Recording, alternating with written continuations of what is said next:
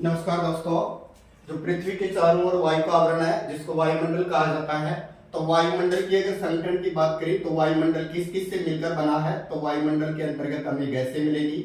गैसों से वायुमंडल का निर्माण हुआ है। इसके अलावा दूसरा जो कार्य यानी कहें कि वो है धूलकण, और तीसरा माना जाता है जलवाष्प।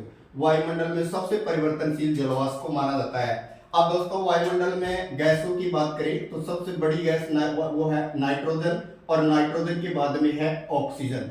दोस्तों ये जो नाइट्रोजन है ये 78.07% है, और जो ऑक्सीजन है ये 20.94% है। ये वायुमंडल के अंतर्गत नाइट्रोजन और ऑक्सीजन दोनों गैसें मिलकर के वायुमंडल के 99% भाग का निर्माण करती हैं। तो दोस्तों वायुमंडल में सबसे बड़ी गैस की अगर बात करें तो सबसे बड़ी है नाइट्रोजन, नाइट्रोजन के बाद में ऑक्सीजन, ऑक्सीजन के बाद में आर्गन, आर्गन के बाद में आएगी CO2, और CO2 के बाद में आती है नियोन, नियोन, और नियोन के बाद में हम बात करें तो फिर आएगी आपकी हीलियम, नियोन फिर हीलियम, और हीलियम के बाद में आएगी ओजोन, और ओजोन और लास्ट के अंतर्गत हम बात करें तो फिर लास्ट आ जाएगी आपकी हाइड्रोजन, जो कि सूर्य के अंतर्गत है, मिलते हैं सूर्य के पास हीलियम और हाइड्रोजन। तो दोस्तों नाइट्रोजन, ऑक्सीजन, आर्गन, CO2।